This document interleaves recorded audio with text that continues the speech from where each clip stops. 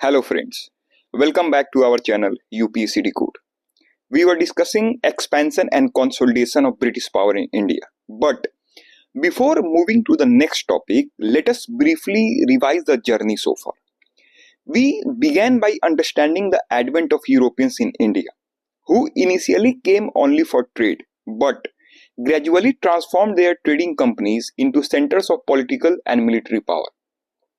We first discussed the Portuguese, their discovery of direct sea route to India, establishment of coastal settlement, and the reasons for their decline, including loss of Mughal support and weak administration. Next, we discussed the Dutch, who focused mainly on commerce, but were eventually pushed out due to Anglo-Dutch rivalry and the rising strength of the English.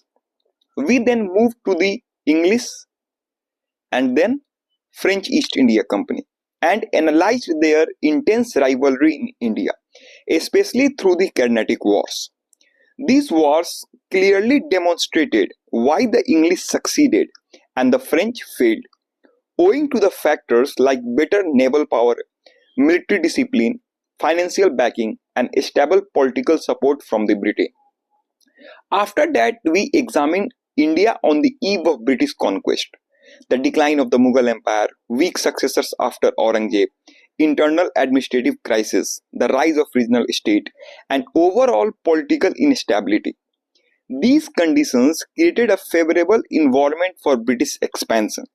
From this background, we then moved to a crucial turning point in Indian history, that is the British conquest of Bengal, which was under the main topic expansion and consolidation of British power in India.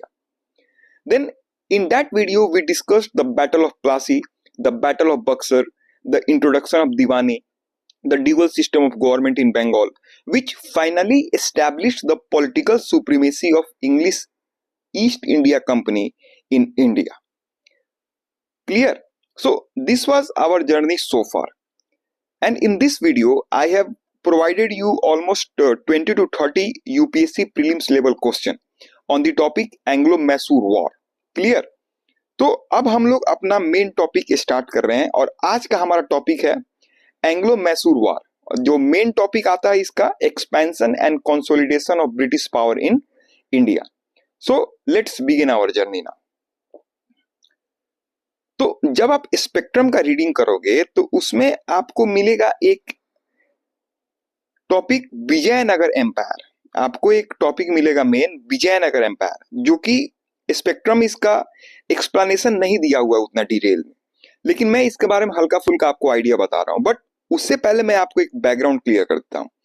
सोचिए 18th century का India, जब British east India company अपने जाल फैला रही थी, लेकिन south India में एक ऐसी किंगडम थी जिसने सिर्फ ब्रिटिश एम्पायर को चैलेंज नहीं किया बल्कि उसे लिटरली डरा कर रख दिया। तो ये है मैसूर किंगडम की कहानी, एक ऐसे फादर सन डुओ की जर्नी। हैदर अली एक आम घुड़सवार से मैसूर का असली शासक कैसे बना, और उसका बेटा टीपू सुल्तान, जिसे मैसूर का शेर कहा जाता है, उसने अपनी मॉडर्न आर्मी से कैसे ब्रिटिशर्स को इतना डराया कि उन्हें 3 बार पीस ट्रीटी यानी कि शांति के समझौते साइन करने पड़े। लेकिन आखिर में क्या हुआ? क्यों 4 एंग्लो मैसूर वार के बाद ये ताकतवर किंगडम टूट गया? कैसे अंग्रेजों ने सब्सिडियरी अलायंस के थ्रू पूरी तरह मैसूर पे कंट्रोल कर लिया?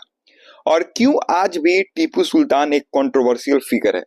क्या वो सच में हीरो था या टायरेंट था? So from rise to fall, Hyder Ali से लेकर टीपू सुल्तान तक, and what happened to Mysore finally, इन सब चीजों पे आज हम लोग डिस्कशन करने वाले हैं। लेकिन उससे पहले मैं आपको विजयनगर एम्पायर के बारे में कुछ हल्की फुल्की जानकारी देता हूं ताकि आपको एक बेस क्लियर हो जाए। तो विजयनगर एम्पायर का टाइम पीरियड आपको मिलेगा जनरली 1336 टू 1646। अब 1336 टाइम पीरियड ये साउथ इंडिया का टाइम पीरियड है।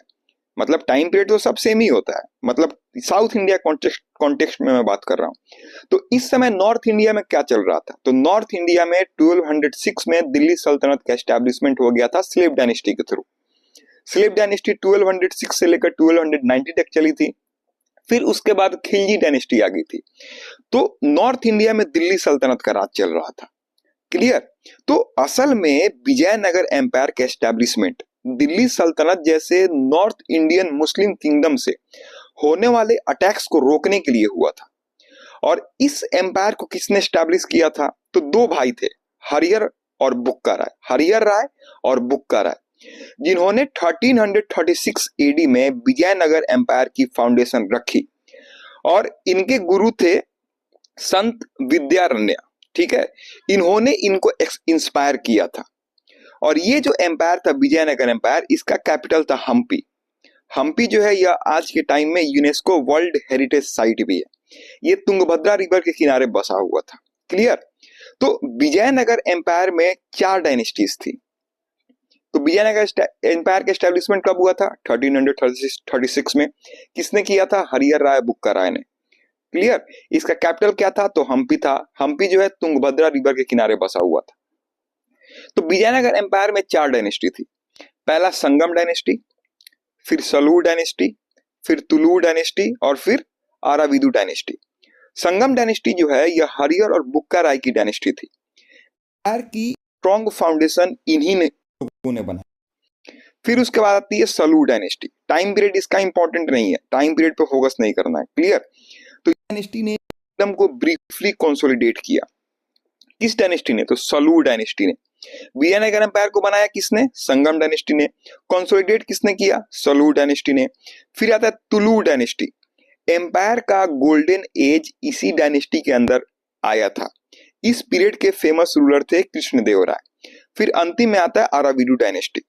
ये आखिरी डायनेस्टी थी और बैटल ऑफ टालीकोटा के बाद भी इन्होंने एम्पायर को कंटिन्यू किया था, लेकिन एम्पायर धीरे धीरे ग्रेजुअली जो है डिक्लाइन हो गई।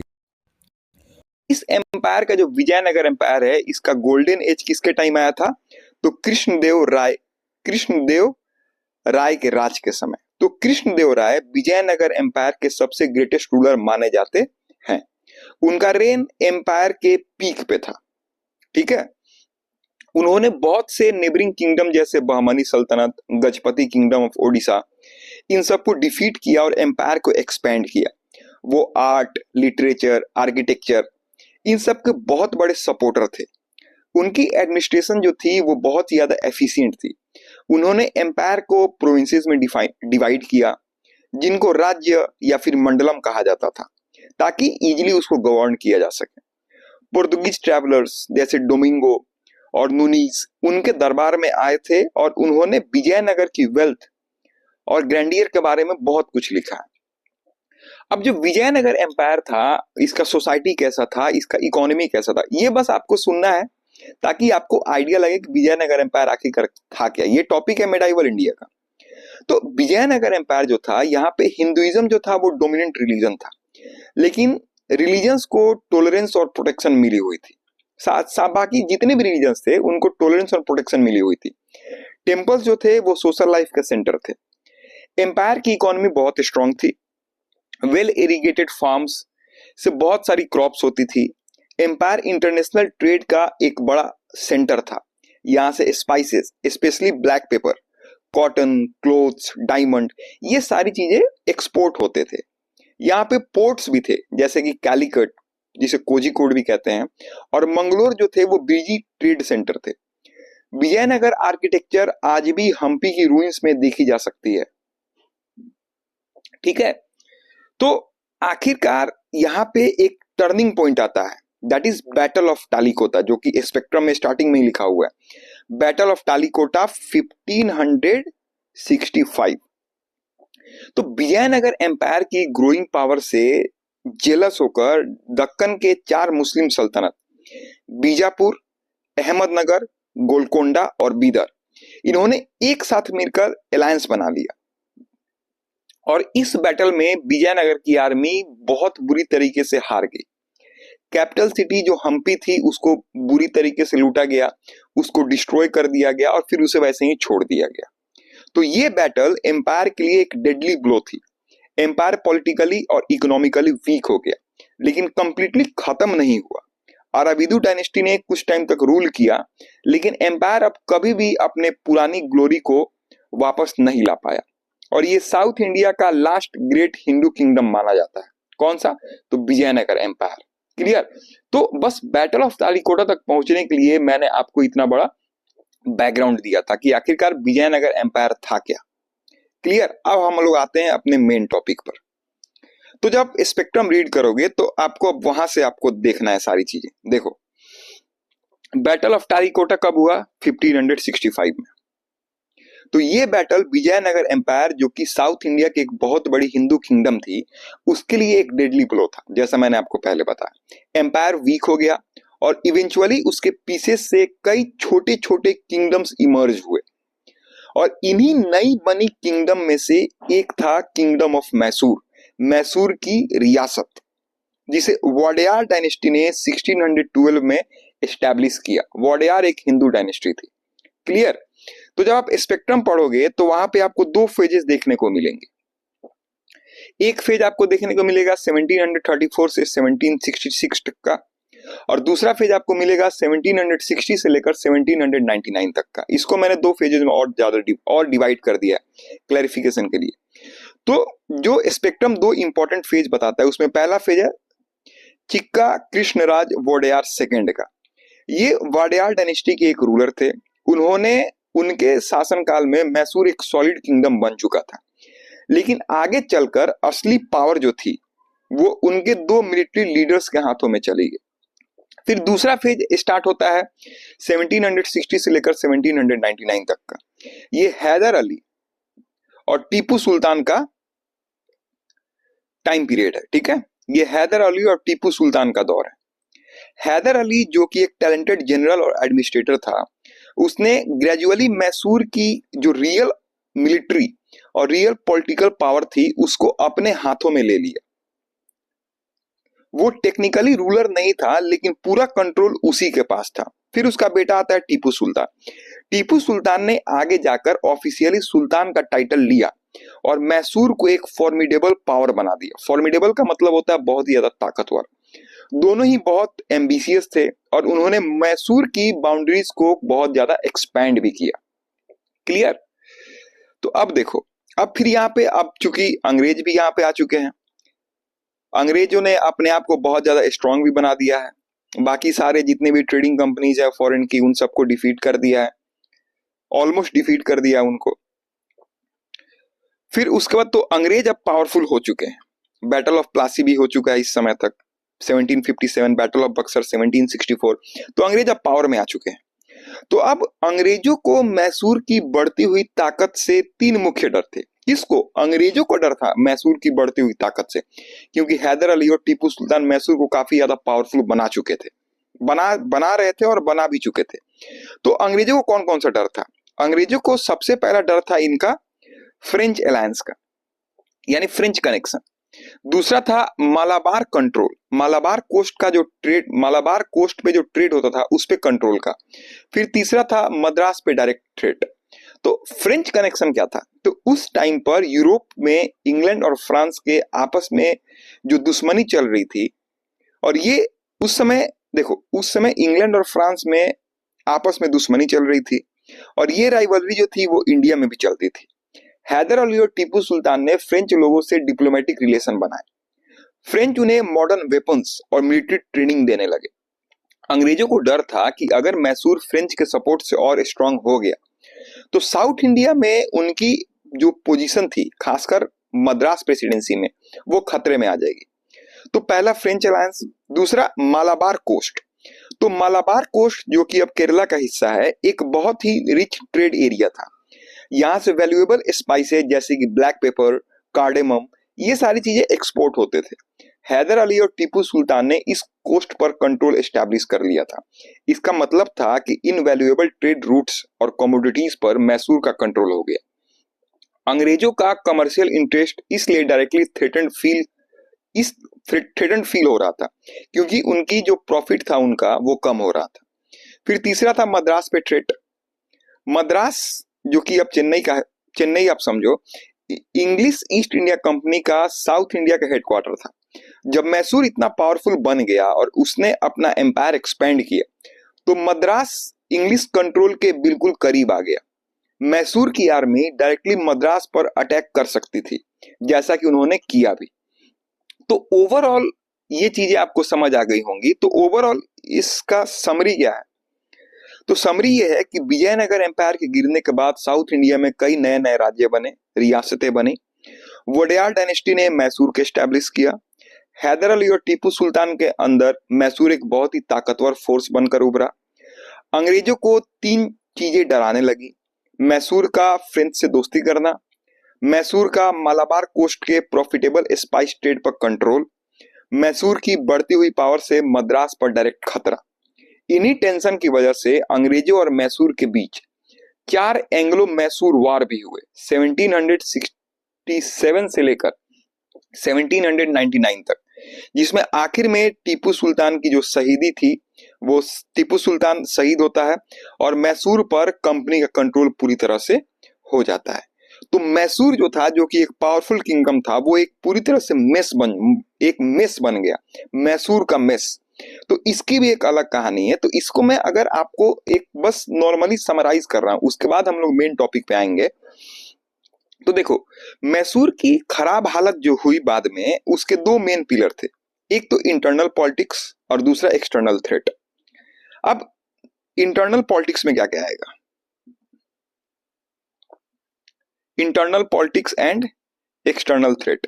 तो सबसे पहले इंटरनल पॉलिटिक्स के बारे में आपको आइडिया देता हूं मैं। तो देखो, 18th सेंचुरी के स्टार्टिंग में मैसूर के वोडेयार रूलर्स पॉलिटिकली वीक होने शुरू हो गए थे। कब? 18th सेंचुरी के स्टार्टिंग में। असली पावर दो मिनिस्टर्स के हाथ में थी, नंजराज और देवराज। ये दोनों ऐसी पोस्ट पर थे जहां पूरा एडमिनिस्ट्रेशन और फाइनेंस उनके कंट्रोल में था। वो हर इंपॉर्टेंट डिसीजन खुद से लेते थे। राजा जो थे चिक्का कृष्णराज वोडेयार, उनके पास सिर्फ नाम की अथॉरिटी हो गई थी। अब वो कोई बड़ा ऑर्डर, यानी जो राजा था वो कोई बड़ा ऑर्डर बिना इन मंत्रियों के मर्जी से नहीं दे सकता था। लेकिन ऐसा भी नहीं था कि वो कंप्लीटली बेकार थे, लेकिन मिनिस्टर ने उन्हें ऐसे सराउंड कर दिया था कि उनके लिए कुछ भी करना मुश्किल हो गया था। नंजराज और देवराज और इनके सपोर्टर्स अपना पर्सनल वेल्थ बढ़ाने में लगे हुए थे। किंगडम का पैसा रेवेन्यू सिस्टम से ही लीक हो रहा था। आम जनता पर बहुत ज्यादा टैक्स इसका बोझ था। इससे फार्मर्स परेशान थे और किसी भी डेवलपमेंट का काम नहीं हो पा रहा था। पैसा टैक्स के रूप में आता तो था, लेकिन वो ट्रेजरी तक नहीं पहुंचता था, बीच में ही उसे कोई ना कोई खा जाता था। क्लियर? फिर आता है एक्सटर्नल थ्रेट। अब एक्सटर्नल थ्रेट क्या था? तो इंटरनल पॉलिटिक्स आप समझ गए, नंजराज देवराज का रोल। फिर एक्सटर्नल थ्रेट क्या था? तो इनको तीन तरफ से खतरा था। किसको? मैसूर को तीन तरफ से खतरा था। ये सारी चीज जब हम लोग समझ लेंगे, फिर हम लोग देखेंगे हैदर अली के बारे में, टीपू सुल्तान के बारे में, फिर 4 एंग्लो मैसूर वॉर जो हुए थे उस पर हम लोग डिटेल में डिस्कशन करेंगे। लेकिन पहले मैं आपको एक बैकग्राउंड दे रहा हूं। तो मैसूर को बाहरी दुश्मनों से भी खतरा था, तीन तरफ से खतरा था। तो देखो, मैसूर ज्योग्राफिकली ऐसी जगह पे था जहां उसे 3 पावरफुल नेबर से डेंजर था। हर कोई उसे हल्का करके अपना बनाना चाहता था, यानी कमजोर करके अपने में मिलाना चाहता था। अब देखो, मैसूर के नॉर्थ से मराठा आते थे, लूटपाट करते थे और चौथ मांग कर जाते थे। चौथ यानी कि ईयरली इनकम का 25% टैक्स, प्रोटेक्शन के नाम पर, प्रोटेक्शन मनी। अगर आप नहीं देंगे तो मराठा और ज्यादा लूटपाट करेंगे। इससे मैसूर की इकोनॉमी कमर टूट गई। बार बार ये टैक्स देने से ट्रेजरी खाली होती चली गई। फिर दूसरे दुश्मन थे निजाम ऑफ हैदर, यानी पहले कौन थे? मराठा। दूसरे निजाम ऑफ हैदराबाद, नॉर्थ ईस्ट वाले रीजन थे, यानी मैसूर के नॉर्थ ईस्ट वाले रीजन से। तो निजाम भी मैसूर को अपना सबऑर्डिनेट मानते थे। वो भी रेगुलर अटैक्स करते थे और मैसूर से पेशकश यानी कि ट्रिब्यूट मांगते थे। निजाम की आर्मी फ्रेंच ट्रेनर से ट्रेंड थी, इसलिए उनके पास मॉडर्न आर्टिलरी थी, जो कि मैसूर के पास इस समय तक नहीं थी। इससे उनके पास मिलिट्री एडवांटेज थी। किसके पास? हैदराबाद के पास। तीसरा आ गया आपको एज जनरल यूरोपियन पावर्स।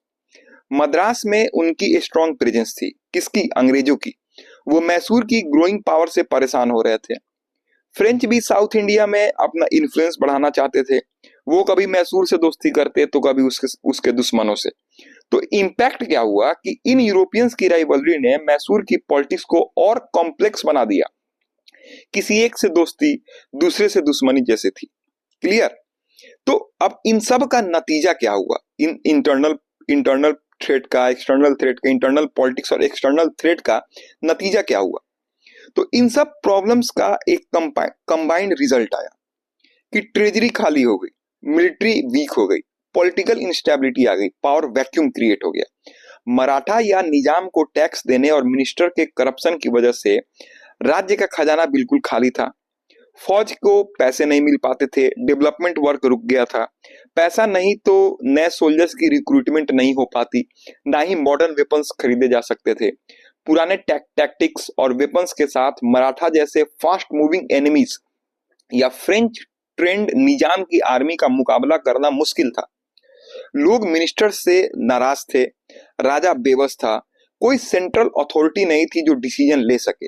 हर कोई अपना अलग अलग गेम खेल रहा था। ये सब मिलाकर एक पावर वैक्यूम क्रिएट हो गया, यानी कि ऐसा मौजा जहां कोई स्ट्रॉन्ग लीडर नहीं था जो कंट्रोल को संभाल सके। तो समरी क्या है ओवरऑल? सोचिए एक ऐसा किंगडम जिसका राजा बेबस हो, मिनिस्टर करप्ट हो, टैक्स सिस्टम आम आदमी को दबोच रहा हो, दुश्मन बार बार आकर पैसा लूट कर ले जाए, फौज पुरानी और कमजोर हो, खजाना बिल्कुल खाली हो गया हो। तो ये थी मैसूर के असली मिस की हालत। इसी खाली जगह को भरना था।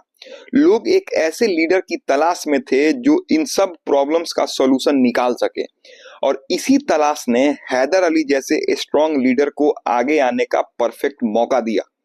उसने इसी पावर वैक्यूम को यूज किया और अपने मिलिट्री जीनियस से मैसूर को एक टॉप पावर बना दिया। तो अब आता है मेन कहानी हम लोग का, rise and reign of Hyder Ali. Clear?